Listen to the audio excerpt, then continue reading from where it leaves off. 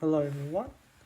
Welcome to welcome back to our discussions of the partial differential equations. So today we're going to look about solving our heat equation with other boundary conditions. So recall from the previous lectures. In a previous lecture I introduced the new method of solving our partial differential equations and using the separation variable of method. And our first PD that we ever solved was the heat equation with zero temperature finite segments with the corresponding boundary conditions and initial conditions. So today we're gonna solve the heat equation again, but in the case of the heat conduction,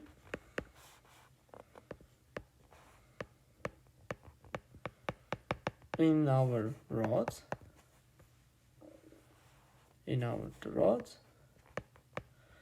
with insulated ends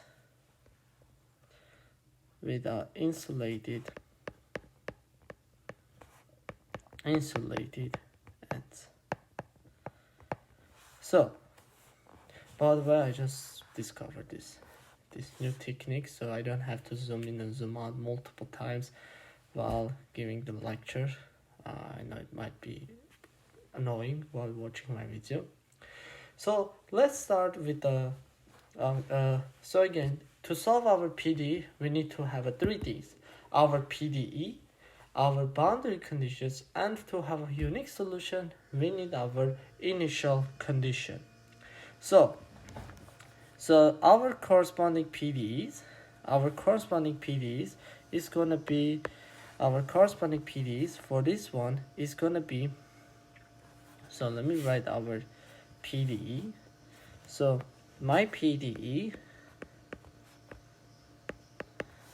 is again my heat equation with no additional sources.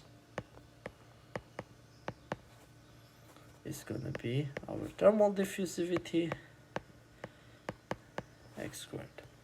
So that's just our heat equation that we already know multiple times. So now to solve specifically that we're looking for, we need the boundary conditions. And which boundary conditions we are looking for?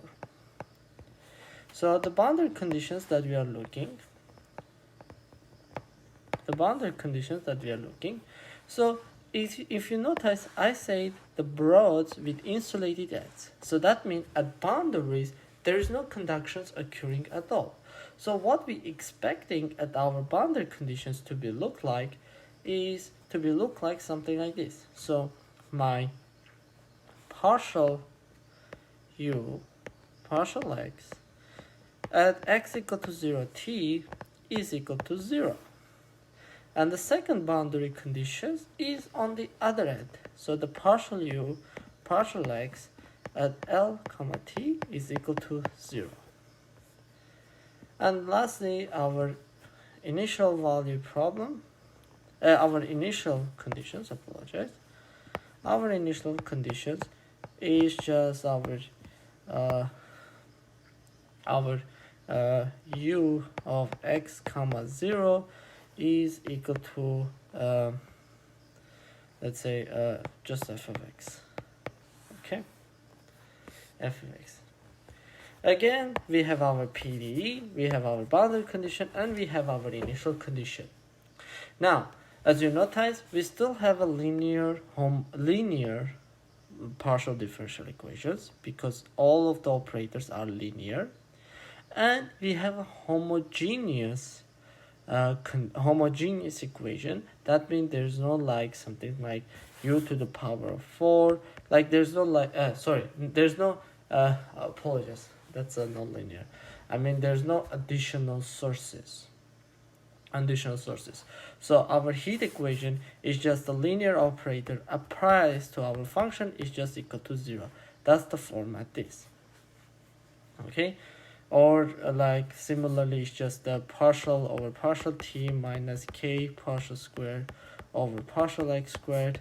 U is equal to 0, where this over L. And similarly, our boundary conditions, which is the linear and homogeneous. while the initial condition doesn't matter for the applying our method. So again, we're gonna apply our separation variable method. So apply separation of a variable method.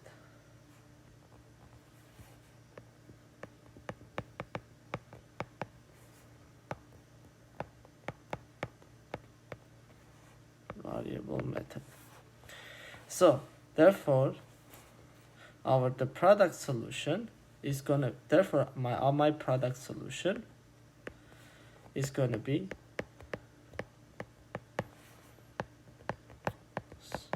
that my u of x comma t is just equal to the function of x multiplied with the function of time. Okay, everything similarly the same. Now let's substitute again. I'll easily say just look at the back how we did in previous video. But if you're just interested only in this case, like somehow your homework problem matches to mine video and you don't want to go back and to do it, so I will show you how to do this again. So we're gonna substitute our product solution. So therefore, like if I substitute u on the right side, the partial u, partial t is just become now since it's a time component, my x component becomes, but since I'm differentiating with respect to time, all my x components are acting as a constant, and I can bring it as in front of my differentiation. So therefore, that if I apply my 5x dash g of t, therefore it's equal to just phi of times the partial g partial t. Since it's just g is only depends on time, therefore it can be similarly written as ordinary differentiation of g with respect to time. And similarly, I can substitute it on the right side, where my x squared will be equal to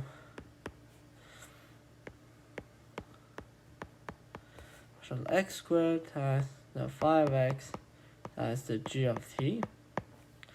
And again, now we are differentiating with respect to x. So anything the time components act as a constant, that means the g times partial phi with respect to x. And again, since our phi is only depends on x, therefore my equation can be rewrite as g of ordinary differentiation of phi with respect to x. And this is the second order that I forgot to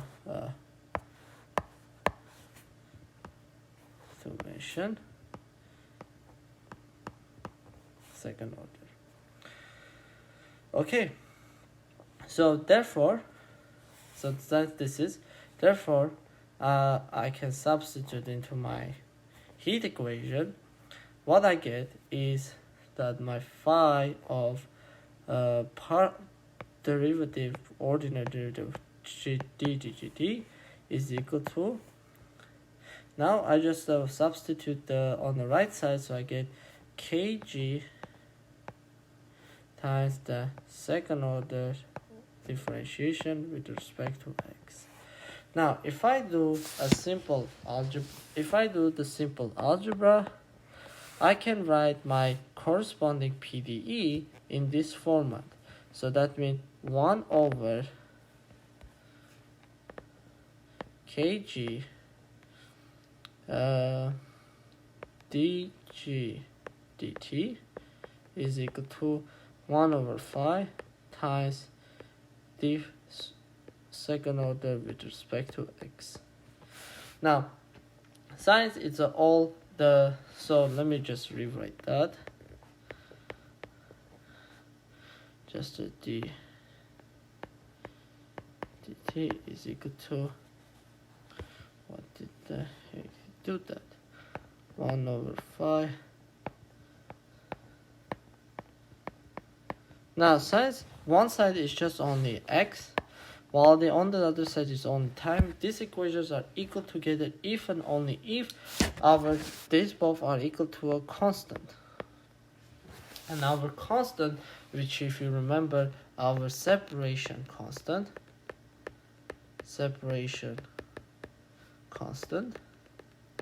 which can be different. Okay. Now if we look separately both our function, therefore now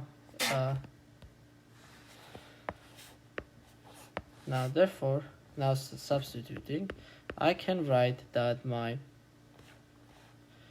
dg dt is equal to negative lambda kg, and my d over phi dx squared is just equal to negative lambda times phi.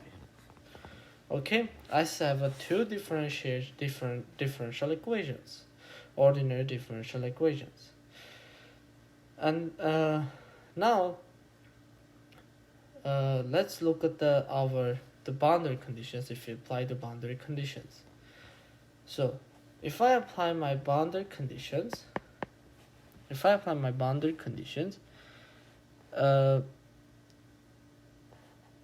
applying the boundary conditions, we can say that our partial u now apply the boundary conditions.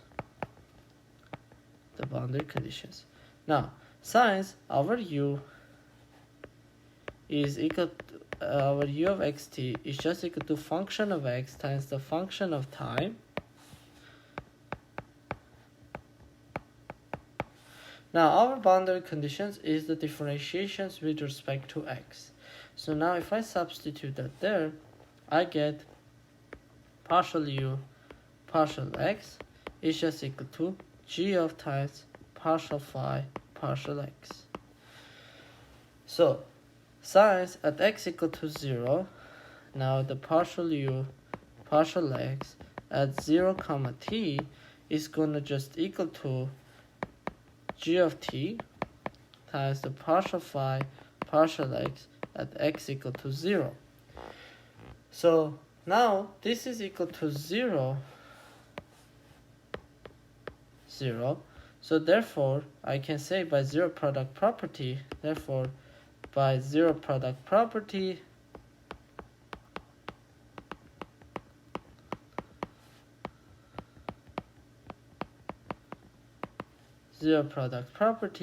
either g of t is equal to 0 or my partial phi partial x is equal to at x equal to 0 is equal to 0. Now this, as if you remember again, this cannot be equal to 0 because this will lead to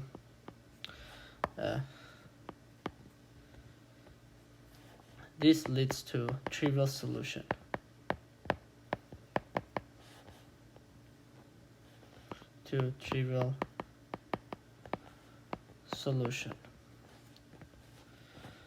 Therefore, for non-trivial,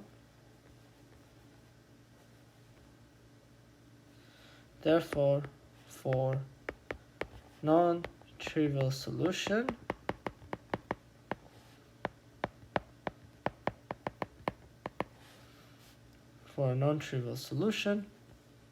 we expect at boundary conditions our partial phi partial x at 0 is equal to 0. Similarly, at x equal to L, where the partial phi partial x at x equal to L is also equal to 0. Okay, so this is, let me bring it a little bit above. Now, therefore, for a non-time dependence, our problems for squared partial phi x squared negative lambda phi. And our boundary value problems are the partial phi partial x at x equal to 0 is equal to 0,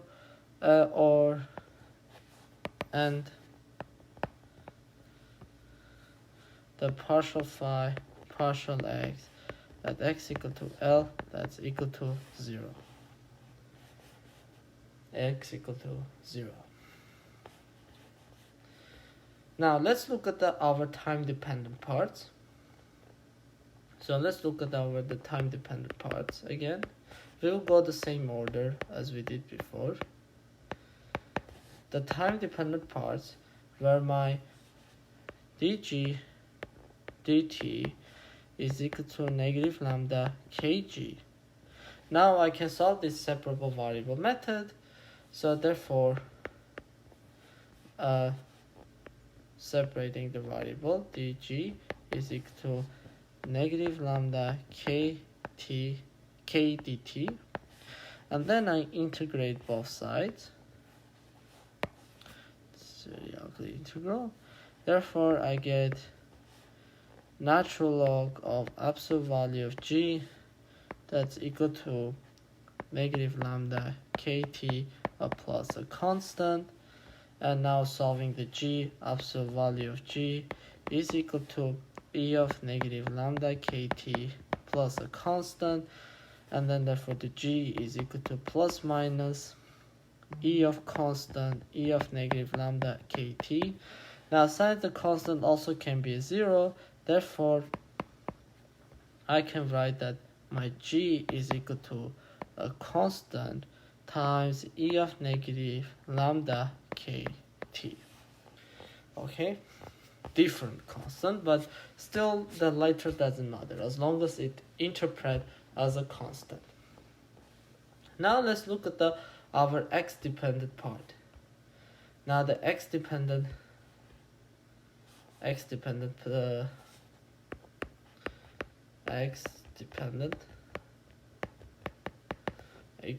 part. So again, we're gonna study based on the cases. So let's look at our first case. So I think this is this enough? Let me just move on to the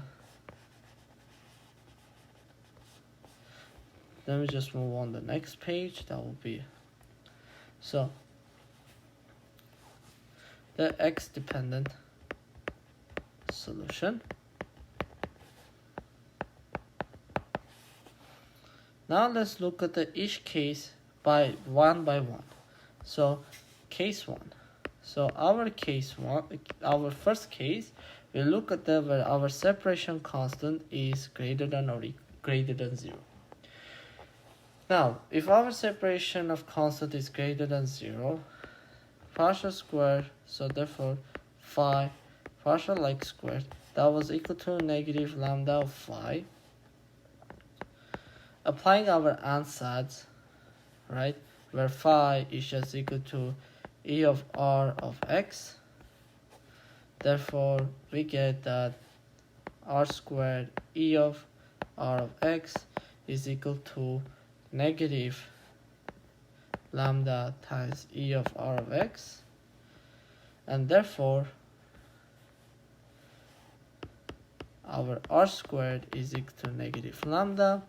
And since our lambda is positive, therefore negative lambda is going to be negative, and therefore our r is just equal to plus minus I times square root lambda. Now, after applying this, therefore our phi of x, because of these given values of the lambda, is going to be equal to a constant 1 times the cosine of square root lambda. So okay, let me show, if you want to me show you how to. So it's going to be equal to constant, let's call it d1 e of I times square root lambda x plus second constant e of negative I times square root lambda of x.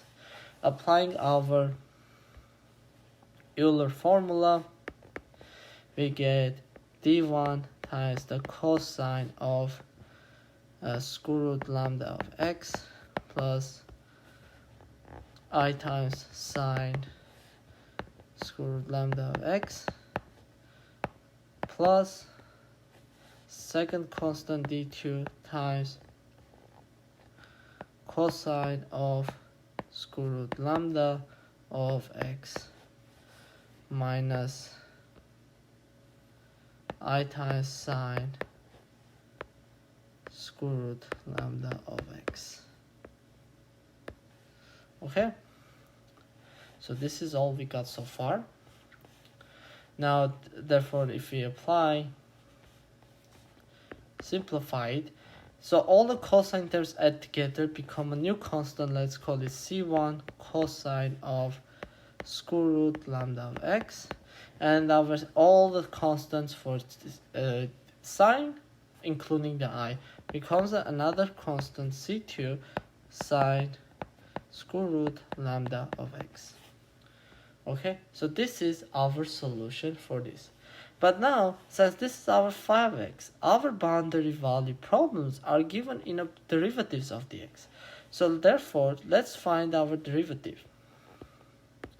Now partial 5 partial x is going to be equal to negative c1, so the first partial derivative, and using the chain rule is going to be square root of lambda sine of square root of lambda x.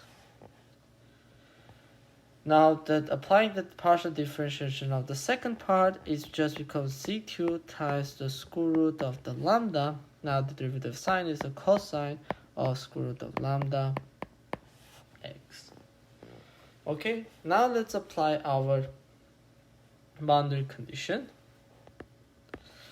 Applying the boundary condition, I will just go step by step so it doesn't create any kind of confusion at all. So we know that our partial phi partial x at x equal to 0. So now at 0, let's substitute it. Our c2 sine terms we're going to eliminate because sine 0 is 0. So we're left with c2 square root of the lambda. Cosine of 0 is going to be 1. That's equal to 0. So therefore, this leads to that my c2 is equal to 0. Okay, now let's apply to our second boundary condition. Our second boundary condition is at x equal to L, partial x at L. So now, since our c2 is equal to 0, we can eliminate, get rid of it. We don't have to worry. Now we get then to negative c1 square root lambda sine of square root lambda square root of lambda times L, which is equal to 0. Now, if our C1 is equal to 0, therefore we have a trivial solution. Therefore, for non-trivial solution,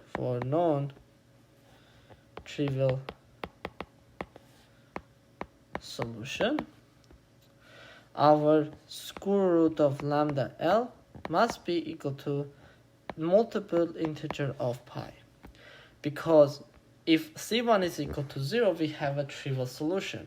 So for non-trivial solution, our sine component at that point is equal to 0, and that's equal to 0 if our input of the sine is a multiple integer of pi.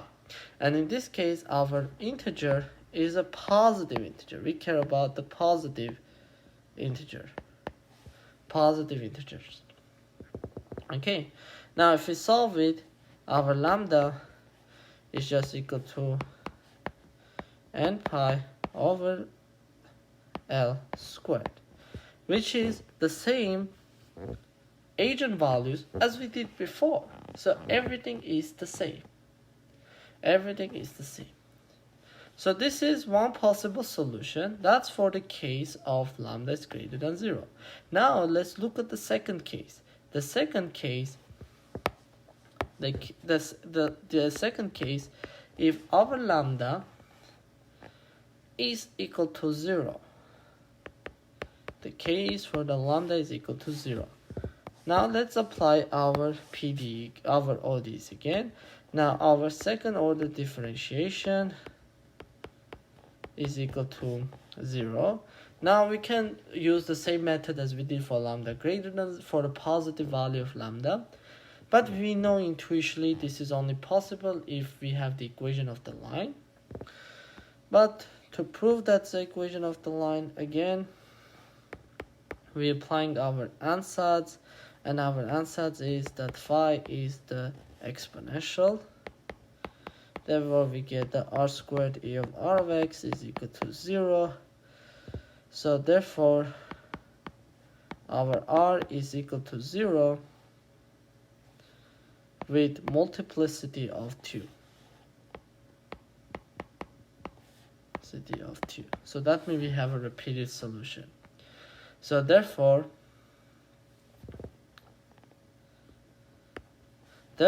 our phi is going to be equal to a C1 times e of 0 times x plus C2x times e to the power 0 times x. And now e of 0 is going to be equal to 1, so we get the C1 plus C2 of x. Now, let's apply our boundary conditions. Now, applying the boundary conditions,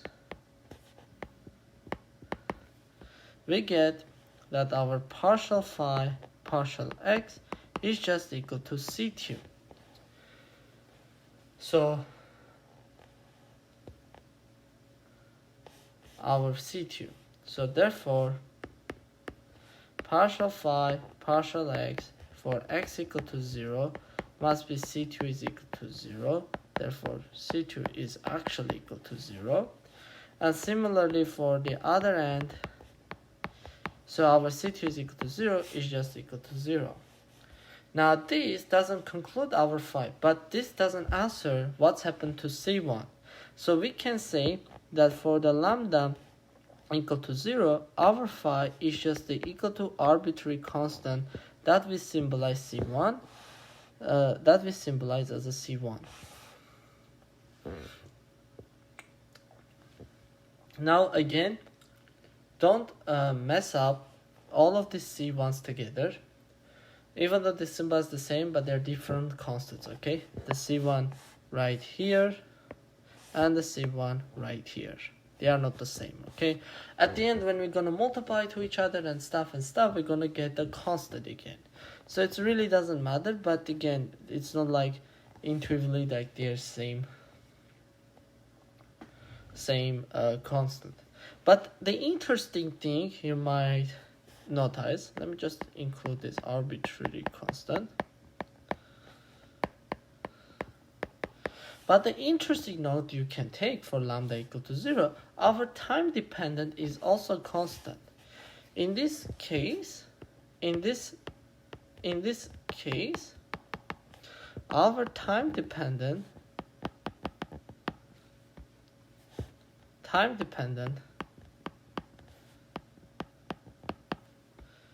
is also constant, okay, is also constant.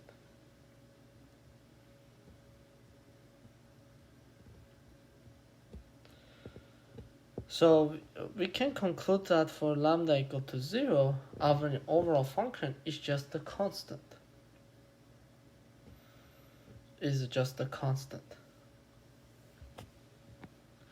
Now let's look at our third case. In our third case, the case where the lambda is a negative value, so our partial square phi partial x squared, that's equal to negative lambda of phi. Now my lambda is negative, and I applying my ansatz, which is e of rx, Therefore, r squared e of rx is equal to negative lambda of e of rx. Therefore, my r squared is just equal to negative lambda. Since my lambda is negative, therefore my negative lambda is going to be positive. Therefore, my r squared, r is equal to just square root of negative, it's just equal to, do not forget the plus minus, never. It's equal to plus minus of square root lambda. Okay, is equal to square root of lambda, and therefore applying our solution, okay, and then therefore our solution that my 5x is just equal to constant c1 times e of square root lambda of x plus the c2 e of negative square root of lambda of x. Now applying the differentiation, my partial phi with respect to x is just going to be c1 square root lambda e of square root of lambda of x plus c2 square root of lambda e of negative, apologize, it's going to be negative here, minus square root of lambda x. Now let's apply to the boundary conditions, apply the boundary conditions. Now my partial phi, partial x at x equal to 0 is going to be equal to c1 square root of lambda minus c2 square root of the lambda, that's equal to 0. So therefore I can just say that c1 minus c2 is equal to 0. Therefore my c1 is equal to c2. Now for the other component, the partial phi, partial x for x equal to L is equal to c1 square root of lambda e of square root of the lambda L minus c2 square root of the lambda e of negative square root of the lambda L. Now my c1 and c2 are equal to each other, therefore I can just substitute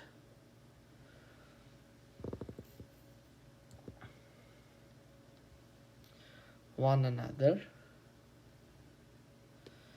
So now that give me c1 square root lambda as e of square root of lambda L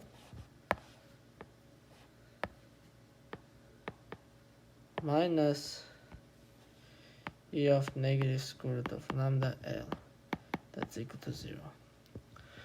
Now here, the problem here, right here, our c1, I'll just zoom in here, our c1 is a constant.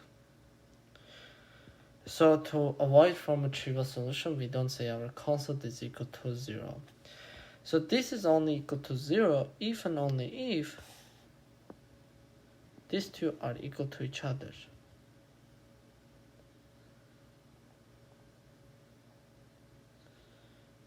This, like, even like these two, sorry, but these two are not equal to each other, right? These two are not equal to each other.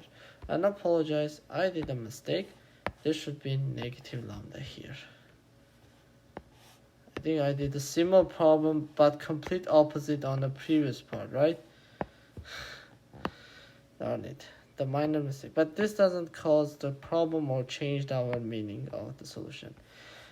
Now, this is cannot be equal to the same because we have a value of lambda which is a non-positive. So we have a value of the lambda here, and we have the inverse reciprocal of it. This is only possible if our lambda is equal to 0. But is our eigenvalue 0? No, our eigenvalue is a negative here. So this term cannot be equal to 0. So this one cannot be equal to 0. Therefore, let me just zoom in, zoom out. So therefore, my C1 is equal to 0, and therefore my C2 is equal to 0. So this is trivial solution. See, we don't care about for the negative lambda. Okay, so now we have two solutions so far for our x dependent part.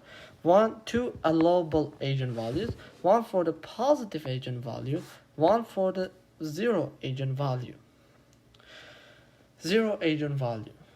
Okay, so this is going to be our solution.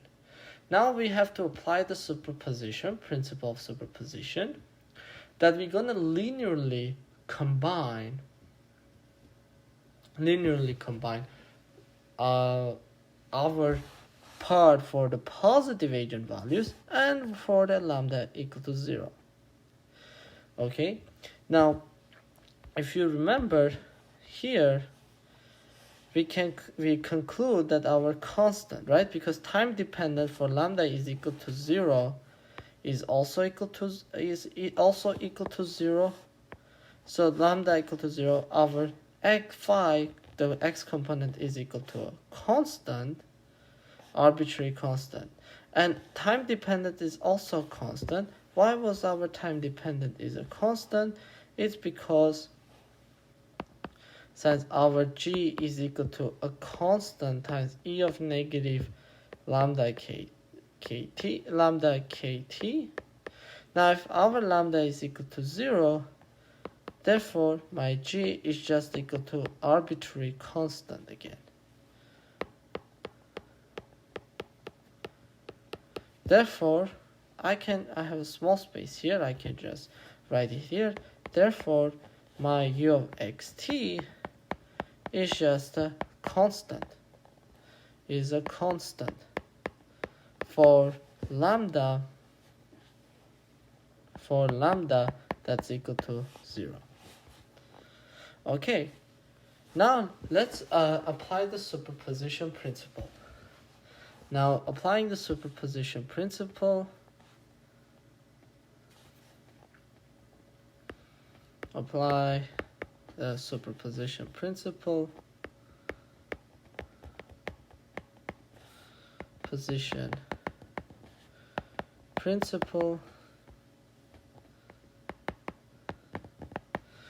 Now it's going to be the linear combination of all our product solution.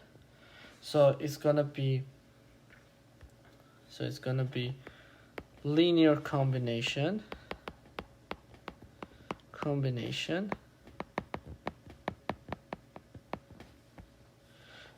of the solution for the lambda that's greater 0 and lambda that's equal to 0. So therefore my u of product solution is equal to, so our arbitrary constant, so that's for the lambda equal to 0, plus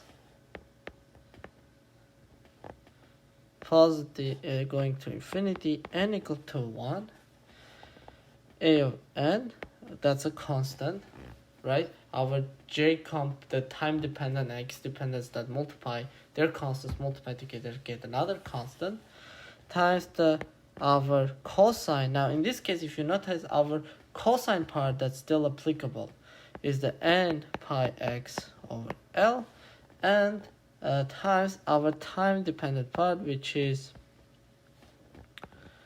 n pi over L squared kt. Okay, now if you mathematics, if you notice, I can combine these two into one series.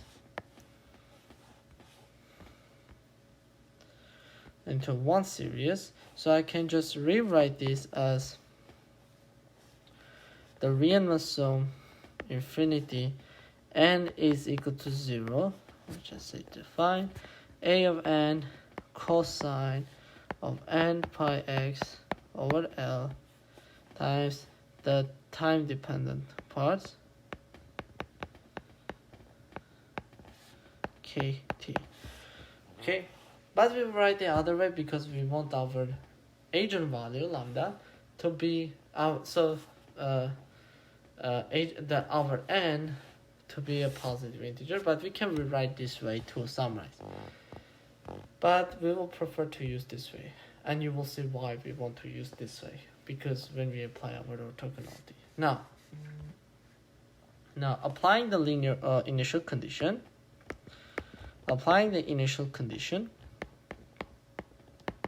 This leads that my f of x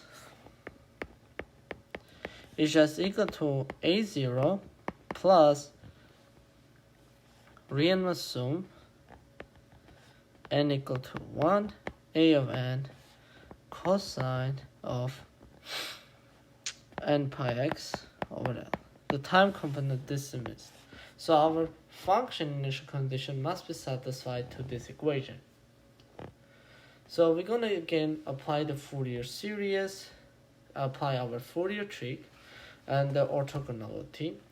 So using the same follow the same theory that we applied for the Fourier series, these corresponding theories, if you remember, any function's finite linear combination. Now instead of sine is a cosine, and to get the accurate answer we have to approach our m to infinity, so it's an infinite solution, and that infinite solution converges to D. So I will just write follow like using the theory from by I just don't know how to speak properly. Fourier series theorem that we did.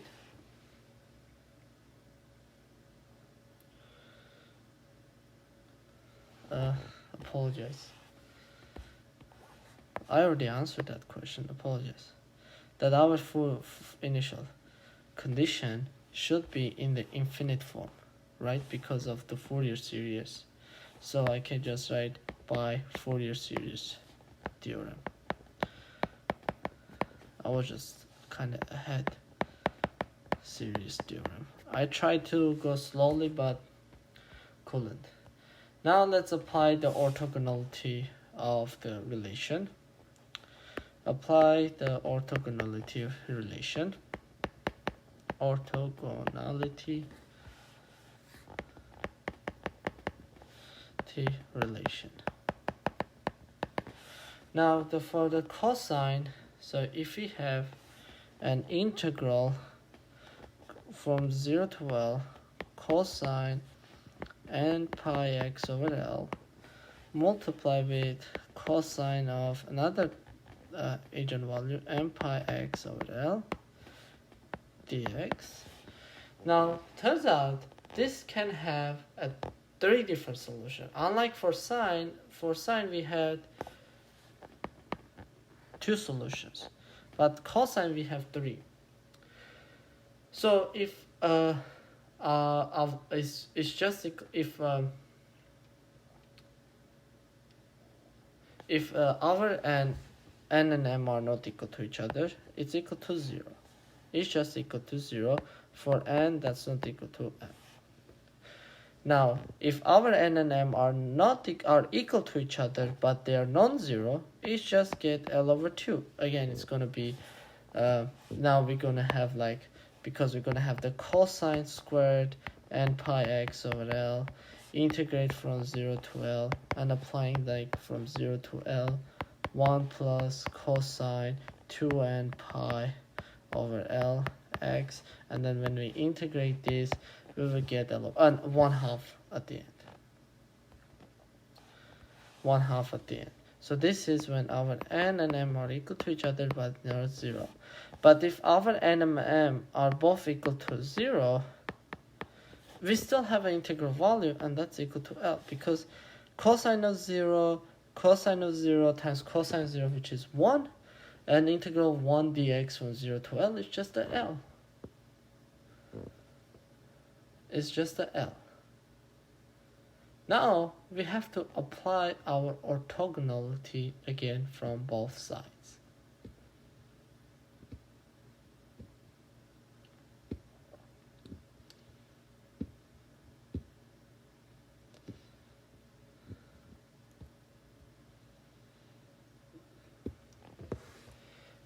we're gonna apply our orthogonality relation for the both sides to solve this. Now let's look at for that n and m are equal to each other but not equal to 0. If you notice, our series here is never equal to 0, so we cannot use this condition to find our a of n. And here our n is equal to 0, so we can only apply this condition for that. So for n and m are equal to 0 to each other. So in that case, so let's look at it this way. For n that's equal to m that's equal to 0, follows that f of x is equal to a of 0. That's, again, we're going to start from the beginning, from the series of infinity n equal to 1, a of n cosine n pi x over L. Now we're just going to multiply the integral both sides and take our relation. So we multiply both sides, we integrate both sides.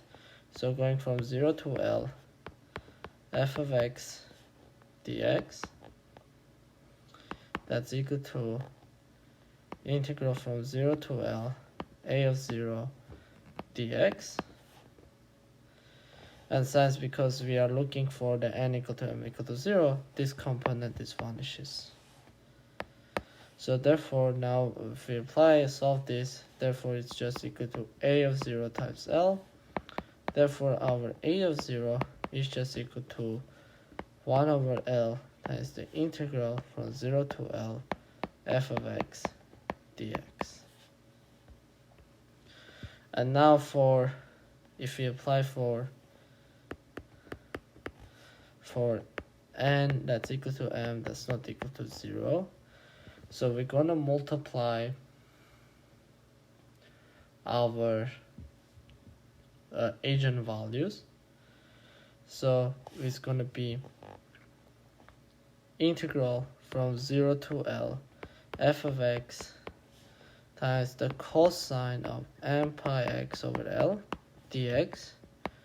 We just multiply both sides and equal to 0 and integrate from 0 to L.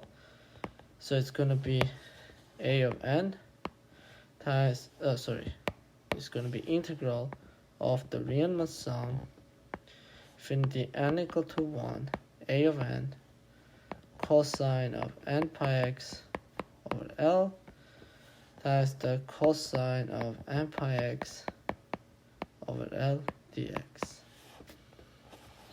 Okay, x over L dx.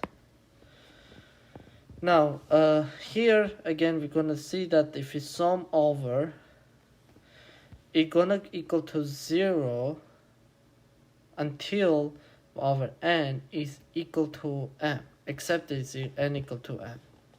So when n is equal to m, it goes from 0 to L, a of m cosine squared m pi x over L dx. Now therefore that our integral becomes a of m times L over 2. From here I can conclude that my a of m is just equal to 2 over L integral from 0 to L f of x cosine m pi x over L dx.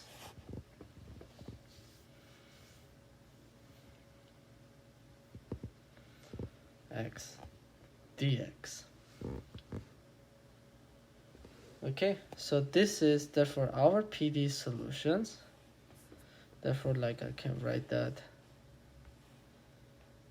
Therefore, the solution of heat equation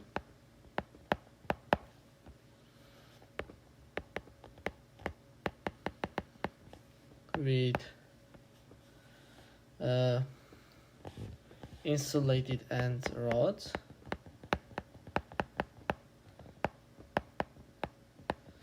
and rod is gonna be that our u of xt is gonna be equal to a of 0 plus the Riemann sum, so infinity n equal to 1, a of n cosine n pi x over L. So where a of 0 is just equal to 1 over L 0 to L f of x dx, and a of m is equal to 2 over L integral from 0 to L f of x cosine n pi x over L dx. Okay, so this is our solution.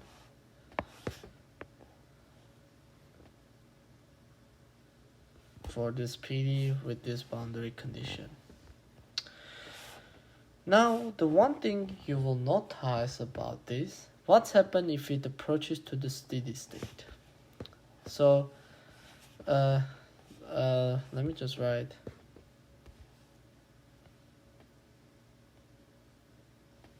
This is too far away.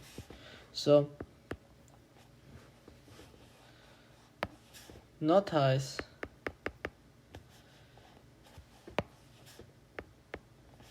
that if it approaches like the time goes to infinity, that's where it approaches to our steady state, u of x of t is equal to, so if I approach it to infinity, oh, I forgot, I apologize, I did a very, it looks like minor mistake, but it's very important mistake. That's a very a very crucial mistake.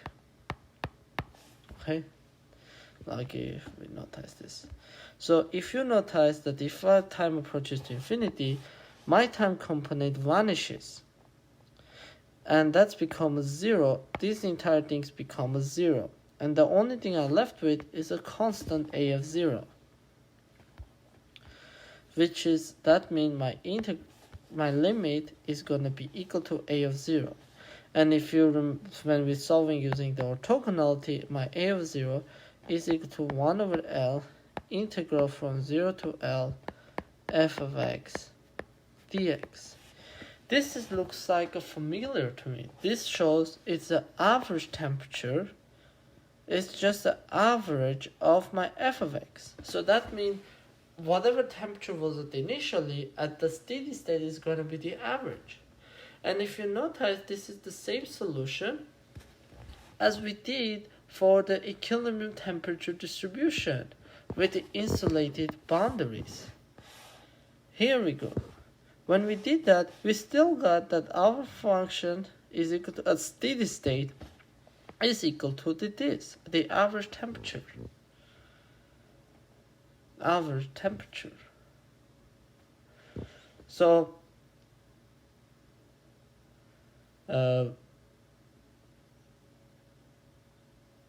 this show. So what's the miracle about? So what's the miracle about this? That because of this, we can agree that this agrees that the information that obtained at equilibrium temperature distribution with the problem that insulated boundaries is not unique, and any constant temperature is the equilibrium solution again. But using the ideas of the constant Stoddard measure, where constant must be the average of the initial temperature. So they both are matches together, and they both are agrees together. So I will just write here with the big letter that it matches the solution for the equilibrium temperature dissolution with equilibrium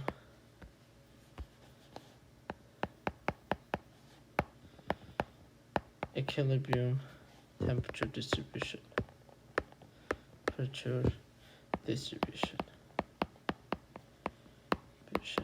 With insulated boundaries.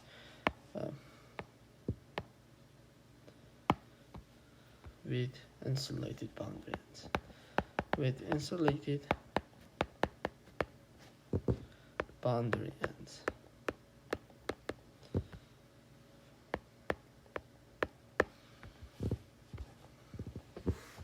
Okay, that's it for today. So this is another PD that will solve this method. The next one that we're gonna solve, we're gonna solve our conduction heat equation with the circular ring, and it's gonna be quite differently. And this is kind of a bit tricky because if the first time I saw it, I said this is not the homogeneous because I was kind of stupid way of thinking, but it's actually still homogeneous, and you will notice how we can use it the same method. And now we're gonna deal with 3 orthogonalities, and our solution, unlike here that it has just 2, now it's gonna be 3 parts. That means all the 3 eigenvalues are agrees to our solution. Okay, so thank you so much for today. The notes will be uploaded on my Instagram account. If you have any questions, contact me. Thanks so much.